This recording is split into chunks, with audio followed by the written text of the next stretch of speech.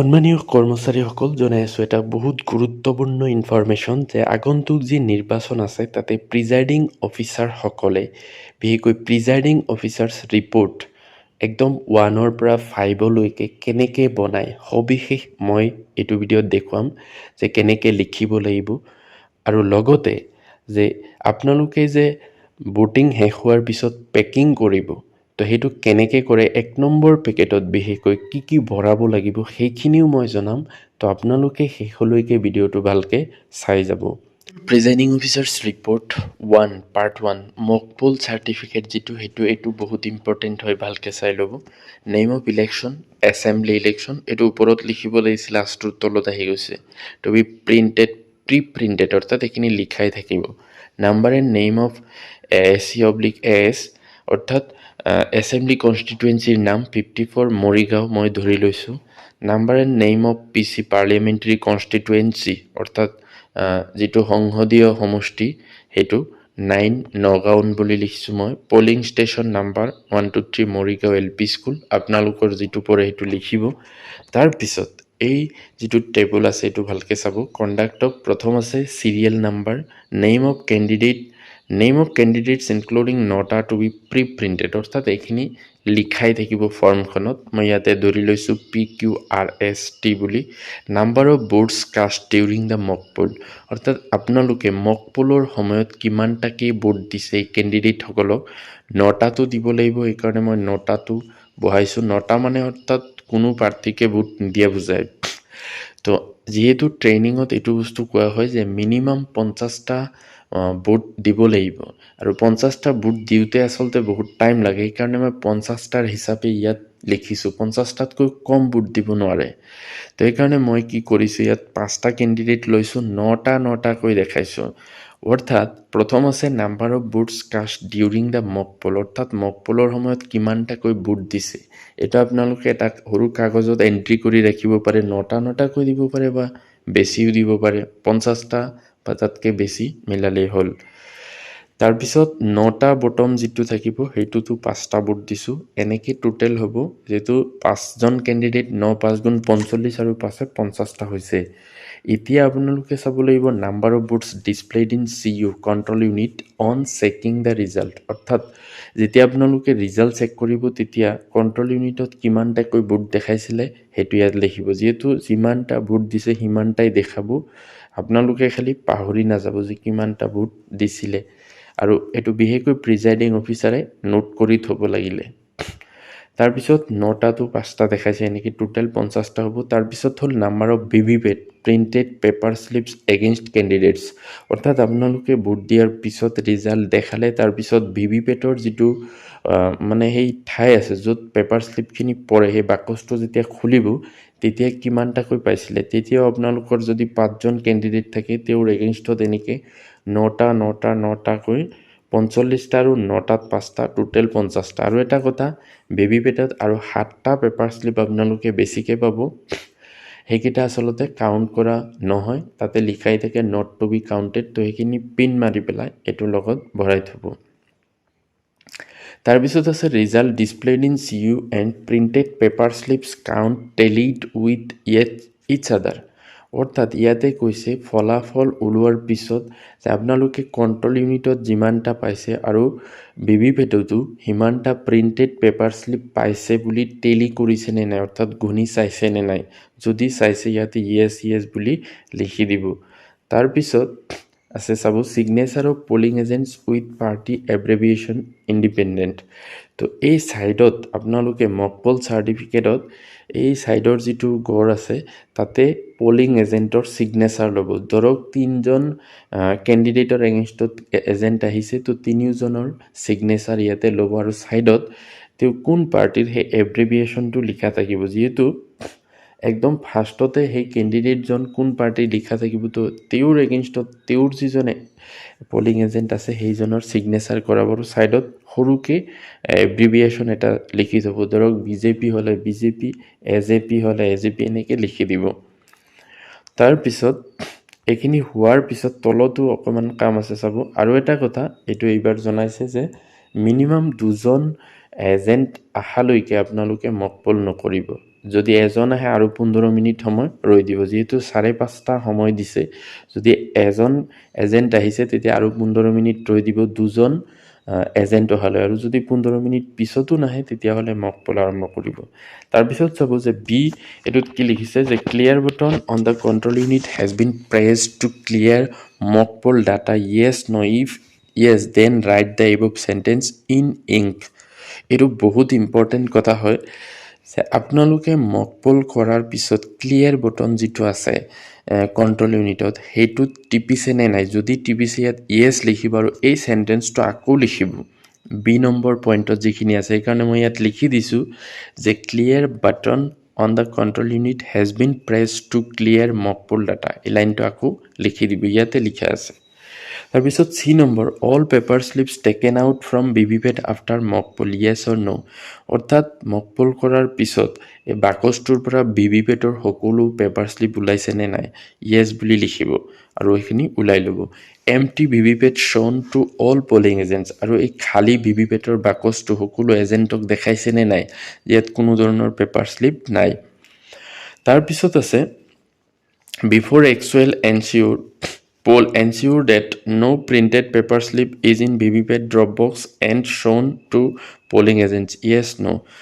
অৰ্থাৎ actual pole কৰাৰ আগতে কোনো ধৰণৰ প্ৰিণ্টেড পেপাৰ শ্লিপ যে ভিভিপেটৰ ড্ৰপবক্সত নাই আৰু এইখিনি পলিং এজেণ্টত দেখাইছে বুলি ইয়াতে য়েছ বুলি লিখিব Total button on the control unit has been pressed to show total vote 0 to polling agents. অৰ্থাৎ ক্লিয়াৰ কৰাৰ পিছত আকৌ আপোনালোকে টোটেল বটনটো টিপি পেলাই দেখাব পলিং এজেণ্টসকলক যে কণ্ট্ৰল ইউনিটত ভোটটো 0 দেখাই আছে টোটেল ভোট আৰু এইখিনি যদি কৰিছে তেন্তে য়েছ বুলি লিখিব G number mock poll VVPAT slips stamped with mock poll slip and sealed in black envelope and then sealed with pink paper slip.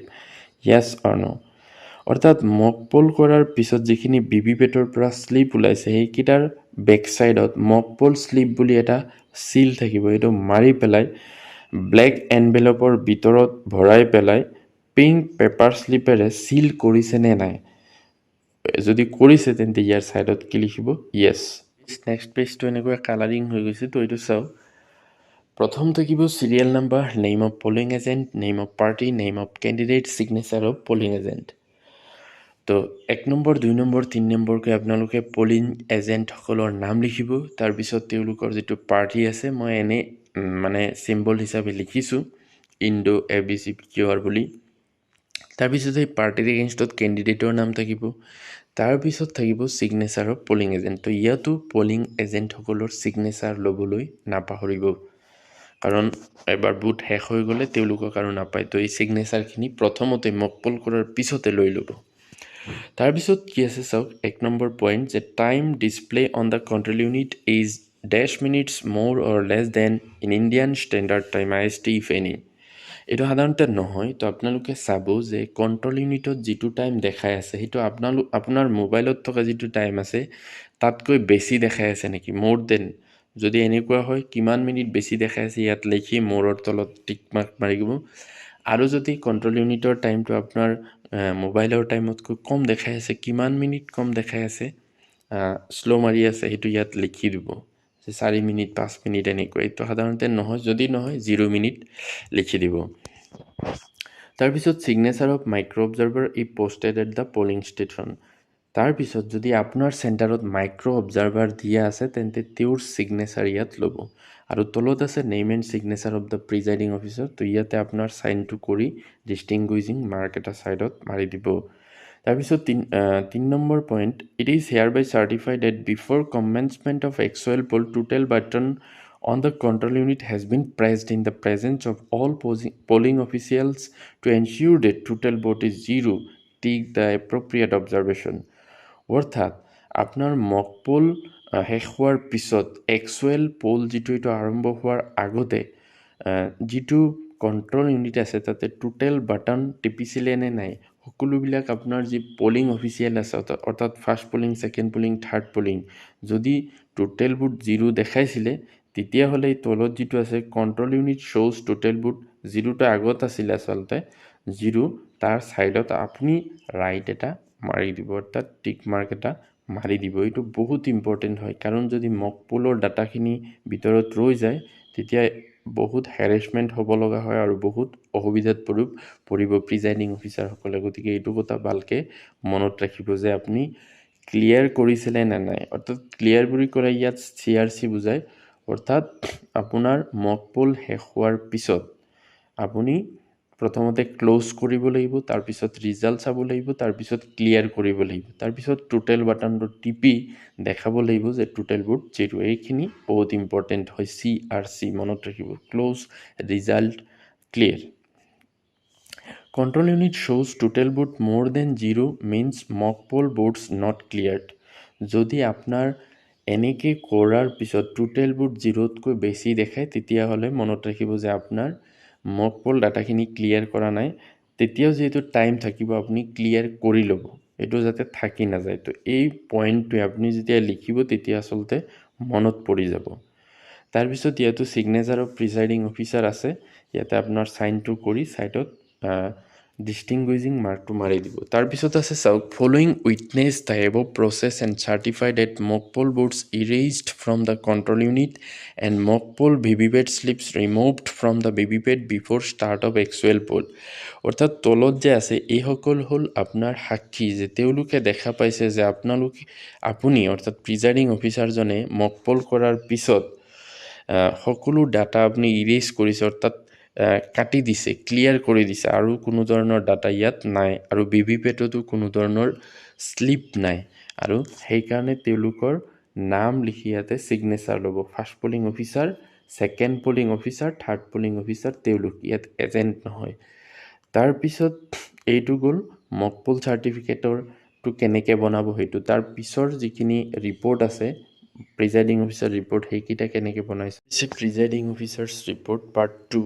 অৰ্থাৎ এই কেছটো হয় যদি পাৱাৰ পেক ৰিপ্লেচমেণ্ট কৰিব লগা হয় CUৰ, অৰ্থাৎ কণ্ট্ৰল ইউনিট যিটো আছে তাৰ যিটো বেটাৰী আছে এইটো যদি ৰিপ্লেচ কৰিব লাগে তেতিয়া এই ফৰ্মখন ফিল আপ কৰিব লাগে, অন্যথা নালাগে। আৰু এই কামটো to be filled during mock poll after completion of poll depending on case situation. আৰু এনেকুৱা পৰিস্থিতি মক পোলৰ সময়তো হ'ব পাৰে, বা যেতিয়া পোল চলি আছে তেতিয়াও, বা ভোট শেষ হোৱাৰ পিছতো হ'ব পাৰে। তো প্ৰথম যিখিনি লিখা আছে আপোনালোকে জানে, এনেকৈ লিখি ল'ব। তাৰ পিছৰ পইণ্টটো চাওক, details of replacement of power pack of the control unit during mock poll, actual poll, strike out which one is not applicable. অৰ্থাৎ যদি আপোনাৰ মক পোলৰ সময়ত এনেকুৱা হয় তেতিয়া মক পোলৰ তলত এটা ৰাইট চিন মাৰিব, বা একচুৱেল পোলটো কাটি দিলেই হ'ল, বা একচুৱেল পোলৰ সময়ত হ'লে একচুৱেল পোলৰ তলত এটা টিক মাৰ্ক দিব, মক পোলটো কাটি দিব। তাৰপিছত unique ID of control unit. তো আপোনাৰ কণ্ট্ৰল ইউনিট যিটো আছে তাৰ পিছফালে এটা চিৰিয়েল নাম্বাৰ থাকে, এইটো ইয়াতে লিখি ল'ব, যিটো মই ইয়াতে AS1234 বুলি এক্সাম্পল হিচাপে লিখিছোঁ। তাৰপিছত reason for replacement of power pack of the control unit, যে আপোনাৰ যিটো কণ্ট্ৰল ইউনিটৰ বেটাৰী আছে সেইটো ৰিপ্লেচ কৰাৰ কাৰণটো কি ইয়াত লিখিব। এইটো আপোনালোকে কেনেকৈ গম পাব যে যদি কণ্ট্ৰল ইউনিটত ল' বেটাৰী দেখুৱায়, অৰ্থাৎ বেটাৰীৰ পাৰ্চেণ্টেজটো একেবাৰে কম, তেতিয়াই ৰিপ্লেচ কৰিব। তো বেটাৰী ল' বুলি লিখিছোঁ ৰিজনটো। 3 number, unique ID of old address tag that was cut by the presiding officer to replace the power pack of the control unit. তো আপোনালোকে যেতিয়া পাৱাৰ পেকটো ৰিপ্লেচ কৰিব তেতিয়া তাতে যিটো এড্ৰেছ টেগ আছিলে, অৰ্থাৎ এই বেটাৰীৰ ছাইডত এটা এড্ৰেছ টেগ লগোৱা থাকে, তো সেই এড্ৰেছ টেগৰ নাম্বাৰটো ইয়াতে লিখি থ'ব। Following polling agents witness the replacement of power pack from the control unit. আৰু তলত যিসকল নাম লিখা আছে তেওঁলোক মানে আপোনাৰ এই পাৱাৰ পেক যে ৰিপ্লেচমেণ্ট কৰিছে তাৰ সাক্ষী হিচাপে থাকিব।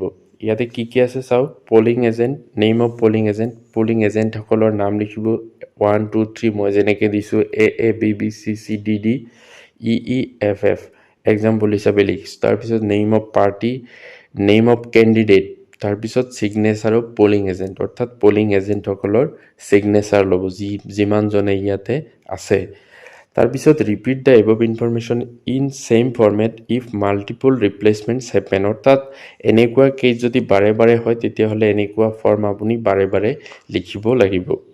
তাৰপিছত আছে ছিগনেচাৰ অফ প্ৰিজাইডিং অফিচাৰ, আপোনাৰ চাইন কৰি ডিষ্টিংগুইজিং মাৰ্ক মাৰিব। আৰু এই কামটো আচলতে ছেক্টৰ অফিচাৰৰ সন্মুখত কৰিব লাগিব, কাৰণ যেতিয়া এনেকুৱা হয় তেতিয়া আপুনি যে কণ্ট্ৰল ইউনিটৰ বেটাৰী কম দেখাই আছে বা ল' দেখাই আছে, তেতিয়া ছেক্টৰ অফিচাৰক ক'লেহে তেওঁ যিটো বেটাৰী আছে সেইটো লৈ আনি পেলাই ৰিপ্লেচ কৰিব আৰু তেওঁ ইয়াতে ছিগনেচাৰ কৰিব, আৰু এই ফৰ্মেটটো হয়তো তেওঁ হাতেও লৈ যাব পাৰে।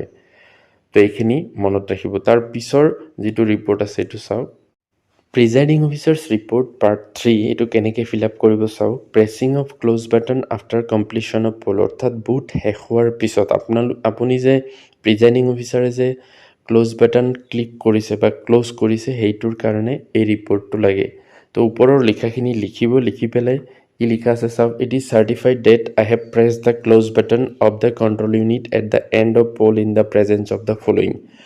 অৰ্থাৎ বুট শেষ হোৱাৰ পিছত আপুনি যে ক্ল'জ বাটন টিপিছে, ক্ল'জ বাটন টিপা মানে কি, বুট শেষ, তাৰপিছত চব পেক কৰি লৈ আনিব লাগিব। এইটো কাৰ সন্মুখত কৰিছে? প্ৰথম আছে name and designation of the polling officer, অৰ্থাৎ আপোনাৰ লগত যে 3জন অফিচাৰ আছে তেওঁলোকতো থাকিব লাগিব, গতিকে তেওঁলোকৰ নাম আৰু ডেজিগনেশ্যন। অৰ্থাৎ মই এক্সাম্পল হিচাপে লিখিছোঁ যে দেশপাণ্ডে ফাৰ্ষ্ট পলিং অফিচাৰ, তেওঁৰ ছিগনেচাৰ ল'ব। 2 নম্বৰ ৰেমুখু ছেকেণ্ড পলিং অফিচাৰ, তেওঁৰ এটা ছিগনেচাৰ ল'ব। ৰাইডু থাৰ্ড পলিং অফিচাৰ, তেওঁৰ এটা ছিগনেচাৰ ল'ব। তাৰপিছত পলিং এজেণ্টসকলো থাকিব, তেওঁলোকৰ প্ৰথমতে নাম লিখিব, চিৰিয়েল নাম্বাৰ দিব, XYZ লিখিলোঁ নাম, পাৰ্টিৰ নাম লিখিব ABC, নেম অফ কেণ্ডিডেট, সেই পাৰ্টিৰ কেণ্ডিডেটজনৰ নাম লিখিব, তাৰপিছত ছিগনেচাৰ ল'ব। আৰু যদি এজেণ্ট থাকে তেওঁলোকৰো এনেকৈ নাম, পাৰ্টি, কেণ্ডিডেট নেম, ছিগনেচাৰ ল'ব। লৈ পেলাই লাষ্টত আপোনাৰ ছিগনেচাৰ কৰি ডিষ্টিংগুইজিং মাৰ্ক মাৰি তাৰপিছৰ ৰিপৰ্টটো চাওক। Presiding officers report 4, EVM VVPAT replacement, অৰ্থাৎ গোটেই মেচিনটো বা VVPATটো যদি ৰিপ্লেচ কৰিব লাগে তেতিয়া এই ফৰ্মটো ফিল আপ কৰিব লাগিব।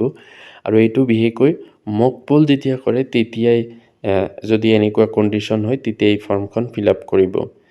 তো এইটো কি লিখা আছে চাওক, নেম অফ ইলেকশ্যন, এইখিনিতো কেনেকৈ লিখিব জানেই।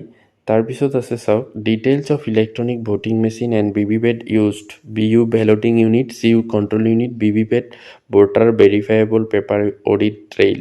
তো এইকেইটাৰ পাৰ্টিকুলাৰ্ছখিনি প্ৰথমতে ভৰাই ল'ব। Unique ID of units given at the time of dispersal, অৰ্থাৎ আপোনাক যিটো বেলট ইউনিট বা কণ্ট্ৰল ইউনিট বা VVPAT দিয়া আছিলে সেইকেইটাৰ যি ইউনিক আইডি আছে, এই ইউনিক আইডিবিলাক এই বস্তুকেইটাৰ তলফালেই পাব। বেলট ইউনিটৰ তলফালে লিখা আছে, কণ্ট্ৰল ইউনিটৰ তলফালে বা VVPATৰ ছাইডত লিখা আছে, এইখিনি ইয়াত ধুনীয়াকৈ লিখি ল'ব।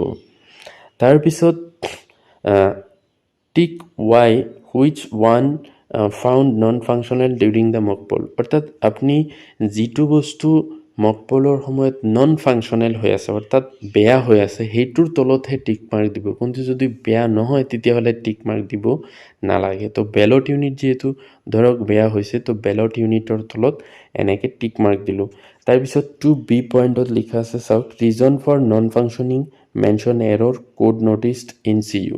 তো ধৰি লৈছোঁ এনেকৈ দেখাইছিলে কণ্ট্ৰল ইউনিটত যে B01 এৰৰ। যদি আপুনি সেই এৰৰটো দেখা নাপায় নিলিখিলে হ'ব, একো নাই। 3 number unique ID of units given as replacement during mock poll, আৰু আপোনাৰ মক পোলৰ সময়ত এই বস্তুটো যে বেয়া হৈছে তাৰ ঠাইত যিটো মানে বেলট ইউনিট ব্যৱহাৰ কৰিছে সেইটোৰ ইউনিক আইডিটো ইয়াত লিখি থ'ব। তাৰপিছত এই 3 নম্বৰ পইণ্টত যে লিখিছে যদি এইটো ৰিপ্লেচ কৰিছে তেতিয়া ছেক্টৰ অফিচাৰ যিজন থাকিব তেওঁৰ প্ৰেজেঞ্চতে এই কামটো কৰিব, আৰু তেওঁৰ ছিগনেচাৰটো এই signature of sector officers in case of ৰিপ্লেচমেণ্টৰ গড়টোত 3 নম্বৰৰ চিধা ইয়াতে কৰাই ল'ব। Following polling agents witness the replacement process, আৰু পলিং এজেণ্ট যিসকল থাকিব যিসকলৰ প্ৰেজেঞ্চতে এই কামটো কৰিছে তেওঁলোকৰো নেইম লিখিব, পাৰ্টিৰ নাম লিখিব, কেণ্ডিডেটৰ নাম লিখিব আৰু ছিগনেচাৰখিনি লৈ ল'ব। তাৰপিছত ছিগনেচাৰ অফ প্ৰিজাইডিং অফিচাৰ এইটো কৰি পেলাই আপোনাৰ ডিষ্টিংগুইজিং মাৰ্কটো মাৰি এইটো আচলতে ছেক্টৰ অফিচাৰক তেতিয়াই হাতে দি দিব লাগিব। তাৰপিছৰ পাৰ্টটো কেনেকৈ ফিল আপ কৰে, presiding officers report part 5, EVM VVPAT replacement to be filled during poll after completion of poll depending on কেছৰ ছিটুৱেশ্যন। তো আগৰটো আছিলে মক পোলৰ সময়ত, 4 নম্বৰটো এতিয়া হ'ল যে যিকোনো টাইমত যে পোল চলি আছে, বোৰ্ড চলি আছে, সেইটো সময়ত যদি কোনোবা এটা মেচিন বেয়া হয় তেতিয়াহ'লে আপুনি এই ফৰ্মটো ফিল আপ কৰিব লাগিব, আৰু যদি নহয় তেতিয়া এই তলৰ ডাটাখিনি ভৰাব নালাগে। তো প্ৰথমখিনি কেনেকৈ লিখে আপোনালোকে জানেই। তো তলৰ বস্তুখিনি চাওক, replacement of EVM VVPAT during actual poll process. তো ইয়াত unique ID of units found non functional during actual poll. তো ইয়াতে BU CU VVPAT যে আছে, গোটেইকেইটাৰ ইউনিক আইডি লিখিব নালাগে, যিটো বেয়া হৈছে সেইটোৰ ইউনিক আইডিহে লিখিব। তো ধৰক বেলট ইউনিটৰে বেয়া হৈছে, তো সেইকাৰণে বেলট ইউনিটৰ যিটো ইউনিক আইডি আছে সেইটো লিখিছোঁ AU6543। কিমান টাইমত এই অসুবিধাটো হৈছে, time of occurrence of defects option বিত আছে, এইটো 11 AM বুলি ধৰি লৈছোঁ। অপশ্যন চিত আছে number of votes recorded in the control unit by the time the units got non functional. অৰ্থাৎ যেতিয়া বেলট ইউনিটটো বেয়া হৈছিলে তেতিয়া কণ্ট্ৰল ইউনিটত টোটেল বুট কিমান কাষ্ট হৈছিল, ধৰি লৈছোঁ 200। তাৰপিছত reason for non functioning termination error code noticed in the CU। অৰ্থাৎ কণ্ট্ৰল ইউনিটত তেতিয়া কি দেখাইছিলে, ধৰি লৈছোঁ এনেকৈ দেখাইছিলে BU01 এৰৰ, বা যি দেখাইছিলে সেইটো লিখিব, আৰু যদি আপুনি দেখা নাই নিলিখিলে হ'ব। বিপ চাউণ্ড ইজ হিয়াৰ, যে এই এটা যে চাউণ্ড হয় বুট দিলে পিপ কৰি, সেইটো হৈছিল নে নাই, যদি হৈছিল য়েছ লিখিব, নহ'লেও ন' বুলি লিখিব। Unique ID of new units provided as replacement, তো যিটো নতুন বেলট ইউনিট দিয়া হৈছে তাৰ চিৰিয়েল নাম্বাৰটো ইয়াত লিখিব।